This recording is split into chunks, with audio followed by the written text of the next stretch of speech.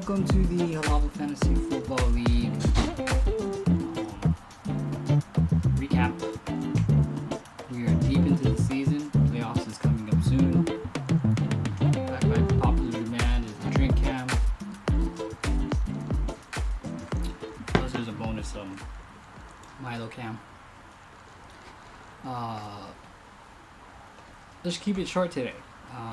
Just in general for the week, looks like a lot of the scores are kind of like normalizing. So you get the lowest are in the 90s, the highest they're in like the 120s. If you're good, you get 130, and then you have a standout explosion game like by Mike L, 160. A lot of injuries are happening again. It's going to turn out to be like whoever's the healthiest is going to be the ones that are doing well in the playoffs. And then there's just a way to play the very end of the season too. Anyways, let's just get to the recap. Let's go top down. I will start with me and Milo versus James. This game was not a close game. In particular, for me, it was a bye week game for me, so I didn't have Mahomes, my quarterback, and I did not have my tight end, Travis Kelce. They were on bye, so I tried to sub them with Tyler Heineke. Somehow I was able to get T.J. Hawkinson, and he actually did good for me. But the ones that really hurt me was DeAndre Swift getting hurt on the Thanksgiving Day game. Pretty good scores otherwise. Stevenson is the guy that I tried to pick up because another guy I had went on IR, Michael Carter for the Jets. And then Zane Gonzalez didn't do me any favors either. And then the NDD started out strong, but they ended up giving me 10 points, which is kind of what you have on the low end of the defense. And then for James, Tom Brady didn't do so hot. I think Leonard Fournette took all those touchdowns. Michael Pittman Jr., again, not doing as much. Godwin didn't do as hot either. Again, Leonard Fournette kind of taking all the scores. But Gaston did good for him. Ezekiel Elliott did okay for him. He continues to not play tight end. Hunter Renfrow had a strong game. And the Buffalo D is kind of almost like the difference maker for him, making up just the point differential for both of us. He had a pretty strong bench with Landry, Mayfield, and Harris doing okay. But other than that, enough for James to get the win. Alright, so next up, Brownsville Jets for ADA Moon Club. I think it kind of boils down for Darren. What really hurt him is Cam Newton played bad and got benched. So, had he scored more, then maybe he would have had a chance in this game. But anyways, if you look down what they had, Lamar Jackson kind of underperformed. Stephon Diggs did pretty good. He picked up Marquez Valdez-Scantling, who had a big pass play, but didn't have a strong game. He would have been better off playing Van Jefferson, who scored 16 points, who had this huge long touchdown pass from Matthew Stafford. Devontae Freeman, good guy to have because it seems like maybe that's the lead back for. It's tough to play running backs from Baltimore now. Mitchell was a huge for him, for Mike, 28 points. Andrews, another big game, 14.5 points, possibly kind of being on the upper echelon of the tight ends. So I would put Travis Kelce, the Las Vegas tight end, Waller, and Mark Andrews is kind of up there too. I may be missing some others, but strong tight end play, which is solid for this season because not a lot of strong tight ends this year. Boswell only had 5.5 points, and Houston did a nice 17-point job. For Darren, tough games just from Cam Newton. Latavius Murray only getting 2. He was the other Baltimore running back.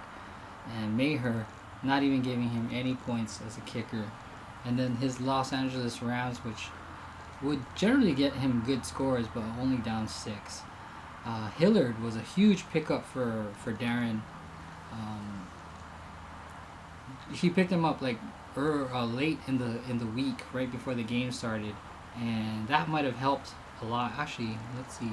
If you had played him instead of Murray, what is that differential? You would have, okay, 102 plus 20.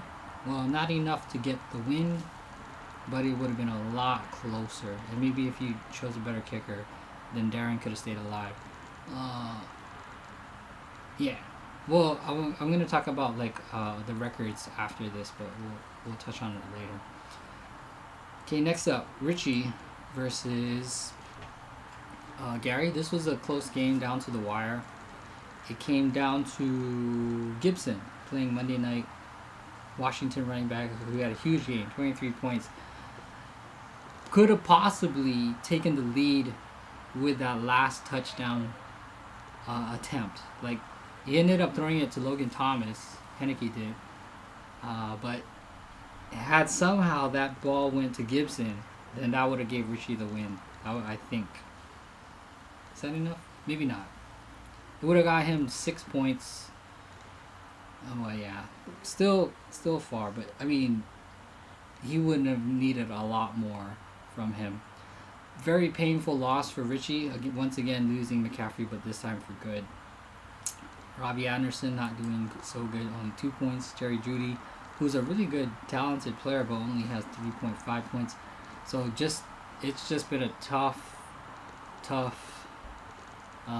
season for Richie, who started out strong. I thought he drafted well, but injuries have played a part, and just the wrong and the bench blowing up every time. And then for Gary, he's another strong team. He had Aaron Rodgers, who got almost 30 points. Williams from Denver got 20 points. 19 points from Tampa Bay, and Gallup giving him 13 points. The rest not so great, right? Only 1 point from his kicker, McLaurin, who wasn't a huge factor on Monday night, and Jamar Chase, who's boomer bust. I guess the points did not go to Chase. They went elsewhere for Cincy. Maybe it was Joe Mixon. I wasn't really sure, but we'll come across it. And his bench has scored big. Oop, there goes the drink can. Drink can is dead. So,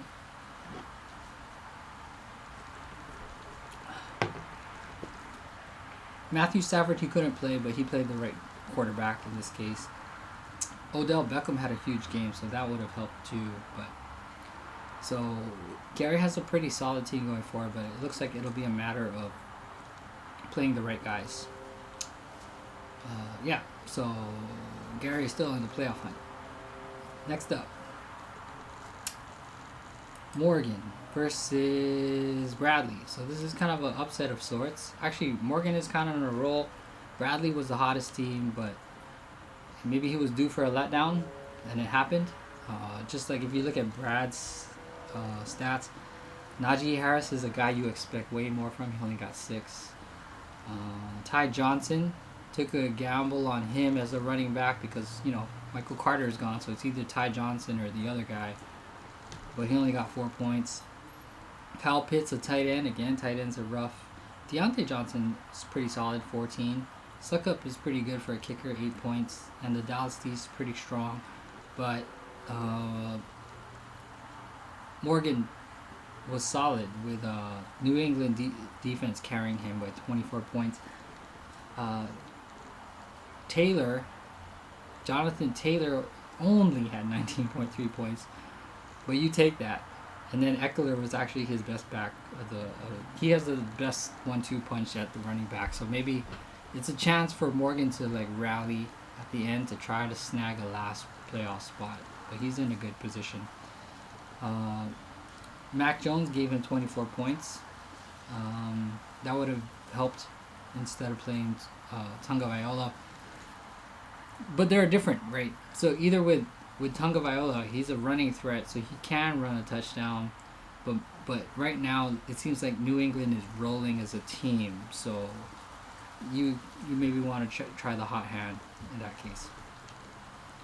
And then for Brad, he had his bench, Wilson from Dallas. That would have been a smart play to have him because their top 2 wide receivers were out. Maybe he didn't play him because he was questionable, but they were without Amari Cooper. They were without CeeDee Lamb. That would have helped him, but maybe not enough to get over the hump. San Francisco's D would have only given him 3 extra points. But there it breaks the streak for Bradley, and Morgan knocks Brad out of first place. Okay, next up. Speaking of first place, Eric now moves into first place with a win over Jeremy. He's playing Derek Carr because he still is missing Kyler Murray. Gave him a really solid 23 points. Receivers, strong receiver game, 12 points and 15 points respectively. Devin Singletary, aka Devin Singletary, only gave him 6.8 points. Montgomery did pretty good, 10.6. So now that he's back in the fold, seems like he's the guy who's going to carry them going forward. I'm gonna cut this part out. New drink amp. Okay.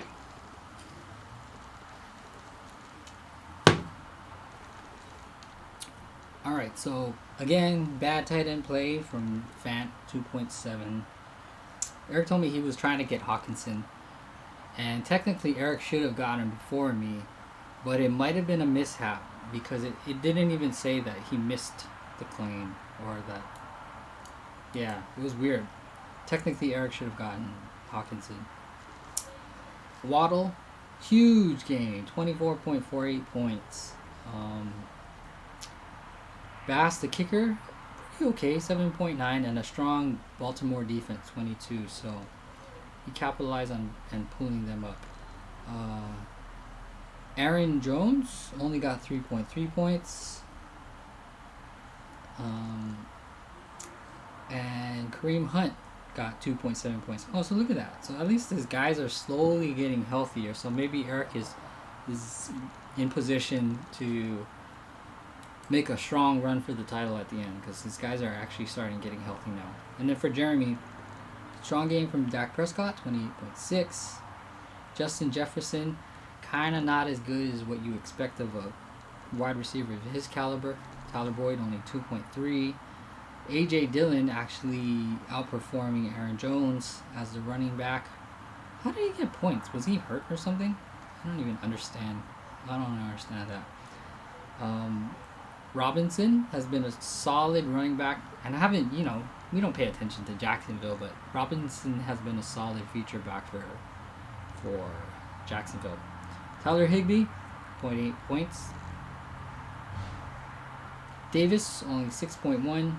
Carlson, look at that, 23 points, and that actually probably kept him closer than Jeremy had any business in this game. But that's incredible, 23.8 points. And then Chicago only 11 points.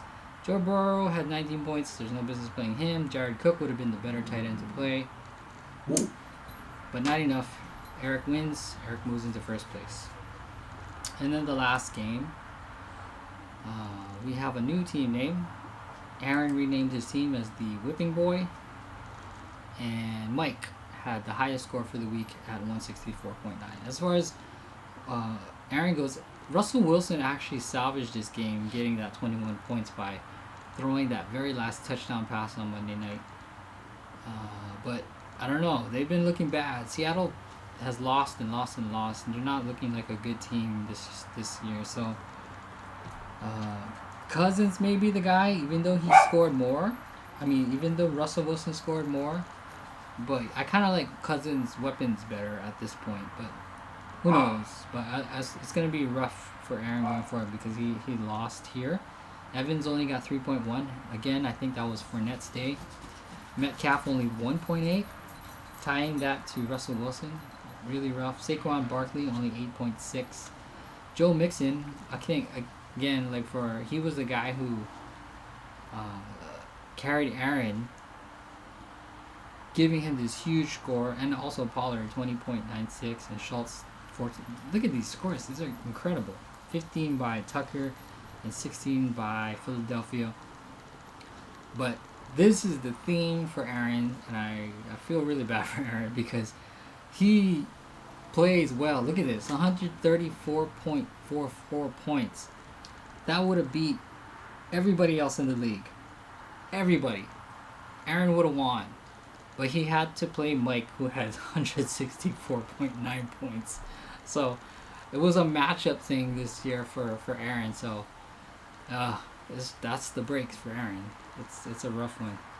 Josh Allen, 31.8 points. Kind of like coming back. He was slowing down, but he did better this week. Thielen, 20 points. Higgins, 20 points. Dalvin Cook, 13.3 points. Kind of down, but you take that any day. Melvin Gordon, only 11 points. And then even with Jerry Kittle only scoring 1.8 points, you still have Cordero Patterson scoring 28.1 points.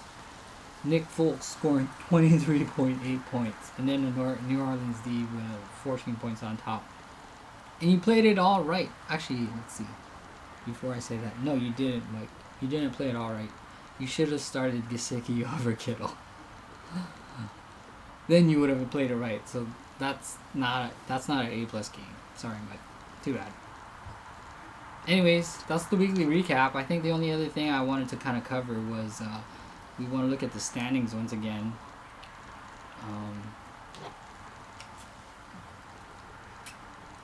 You see it now. This is the third consecutive week where we have a new number 1 team. So 3 weeks ago, number 1 was me and Milo. This week, it was Hurts to lose. And then after this week, it's going to be... how do you pronounce that? It's going to be Eric. So Eric moves to 9-3. Both Hurts to lose and me and Milo fall to 8-4. James moves up to 7-5. Mediocre Minions. What happened to Mediocre Minions? Did you lose again, Jeremy? Yeah, you lost to Eric. Goes down to 5-7. Gary goes up to 6-6. Cooked on Thielen goes to 6-6. Brownsville Jets goes to 6-6. So again, that combination. Morgan stays alive, goes to 5-7. And then unfortunately for the bottom 3, it's looking pretty bad. So I think they may mathematically be out eliminated at this point, but I don't know. Who knows? I mean, you pull off all these crazy wins and then these middle of the pack guys lose, you still can kind of like steal that last spot, but it's really, really convoluted, and the only difference is going to be the points for. You see this? The points for column. You have to have more points than everybody else. And then for someone like let's see,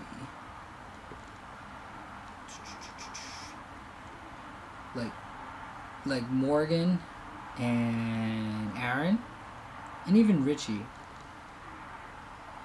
you may be able to move up past these other guys because like James only has less points than you guys. I mean, his record is going to keep him up there, but imagine you may be able to leapfrog if he starts losing some because of that points for. Yeah? So, that's all we got anyways. So, just keep trying. We're definitely going to fix a lot of things next year. I wanted to run something by you guys about like raising the floor of the scores. Like for example, for wide receivers, this is one of the ways that I think we could help tight ends too, is giving points for targets, but because like, you know, even whether they catch it or not, they get a point for being targeted. But I don't want to raise the roof of the score. So the way I would do that is if you actually catch it, you get like a full point. But if you only get targeted and you don't catch it, you get partial of that point, right? So there's a possibility of raising the floor for at least, that'll work for the receivers and the tight ends and the running backs. We're definitely going to fix waivers. I think I am set on going back to the old system where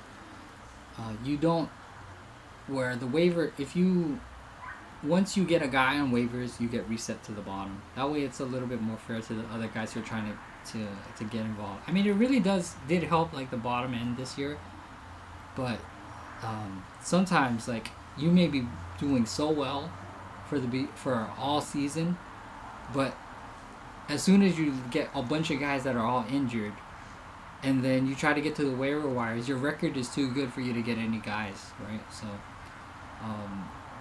there's got to be some kind of fairness involved there. There are some other things that I was thinking about adding, but I can't remember off the top of my head. So anyways, that's our recap for the week. So we'll see you later. Bye.